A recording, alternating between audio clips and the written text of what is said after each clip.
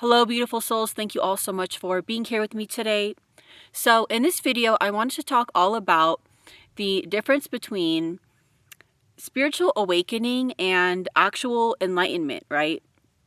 Because there is a difference, and there are some people who do actually feel as though, spiritual awakening is actual pure enlightenment, and that's definitely not true. There is quite a difference. Of course, there are some similarities and overlap of having that shift in consciousness, but it is important to understand, especially, as a seeker, to understand the real difference between the two, and really understand the kind of the shifts and the signs and the stages of each one. I did just recently make a video on the actual signs, stages, and shifts of an actual spiritual awakening, so I will get into that. But a spiritual awakening is, again, it's going to be different from actual enlightenment. So as seekers, it is really important to understand the difference between the two. And ultimately, it can just be really insightful, right, to know and understand the difference. So again, a spiritual awakening really is just this shift in consciousness and this kind of feeling of oneness and connection with all that is and all that exists, right? Because that really is the essence of what so many different spiritual paths preach is ultimate unity and oneness. So it can be very gradual, or it can, for some, especially if they have a very heavy pain body and they've been undergoing, a very intense dark night of the soul, it can be very drastic too. It can happen seemingly overnight. So it can be, again, either way. But really, it's just a shift in consciousness, a shift in perception, really awakening to the true reality of nature. Again, this feeling of oneness, things like that. So that's kind of what a spiritual awakening entails. I did make a more detailed video. But, again, another thing to keep in mind with the spiritual awakening is that really anyone has the potential to awaken. It's not really reserved for certain individuals, and most people, especially if they are very devoted to this path and they are, very enthusiastic seekers, and they're, really committed to uncovering all there is to uncover about the true nature of reality, they have the ability to awaken and to realize that the true nature of reality and connect to their true divinity, which is, what they really are, right? Is this divine pure being of light. Once we move past that, these old paradigms, and once we move past living in 3D and these lower vibrational frequencies, right? So anyone really has the ability to experience a spiritual awakening, and even kind of like a kundalini awakening, right? Which those two go hand in hand. But enlightenment is quite different. It's I would say it's a very, very, very deeper place of being. And one thing that I've seen, and again, years ago, even just personally speaking, I also thought that enlightenment was the kind of the end result of a spiritual awakening, but that's not quite true, right? It doesn't really work that way. And I think it is just important to understand, because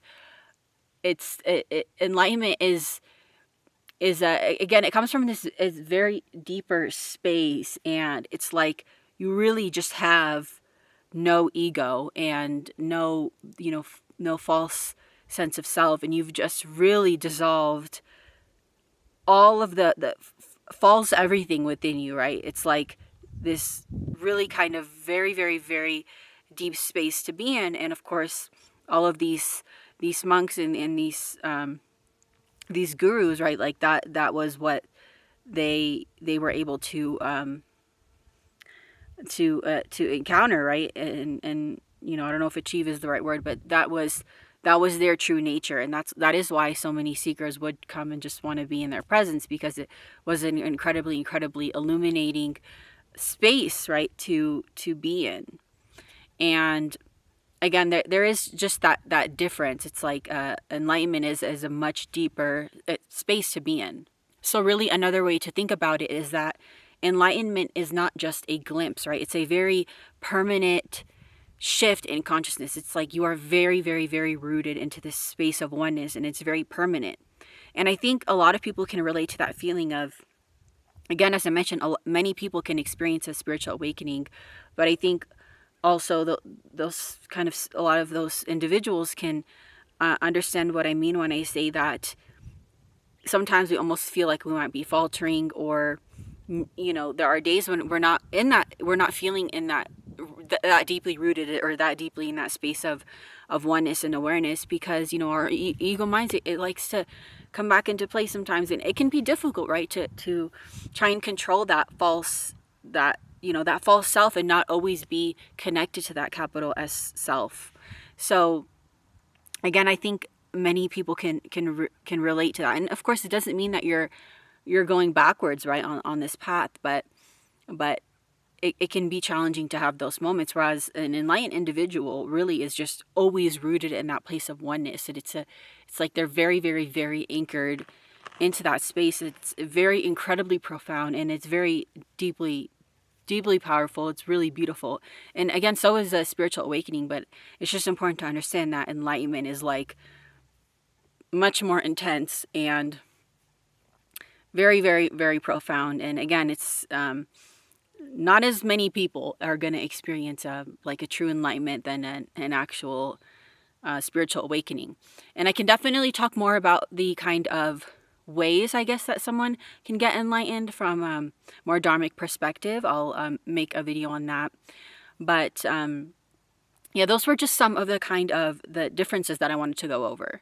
So again, enlightenment really is this complete realization of your true nature, and you are pretty much always rooted in that state of pure awareness, forever, right? Like indefinitely. It's just this anchoring into this space of pure awareness, which again is what makes it more rare, because it can be difficult for many people who are on this path to constantly always be anchored in this space, right? But again, another important thing to keep in mind is that although I mentioned it is more rare, and I also mentioned that spiritual awakening is quite common, that doesn't mean that it's that not a lot of people can experience an enlightenment either, right? So I hope that makes sense.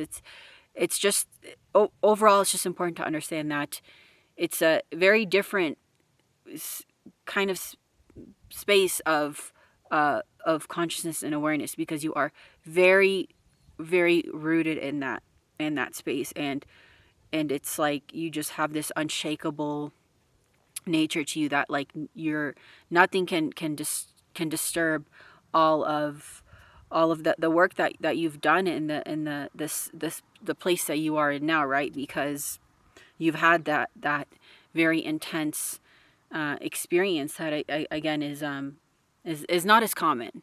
So enlightenment isn't something to achieve. It's more of a recognition of what has always been true and what has always been there. So again, definitely for sure some similarities and overlap, but there is a difference. And again, it's not like once you have a spiritual awakening that down line you are just gonna for sure be enlightened, because again, it's a very intense space to be in, and it's just this place of full embodiment, and it's incredibly powerful, and it's so beautiful. So even just again simply being in the presence of someone who can be healing on its own, right? So I hope this video was insightful, and that you gained some awareness of the two. I have been doing dharmic healing work one-on-one lately, so if you need any kind of further support, reach out to me. I have been giving out free discovery calls, and I do have a program launching soon, so stay tuned for that. Otherwise, I hope you all have a beautiful day, and we will talk soon. Bye.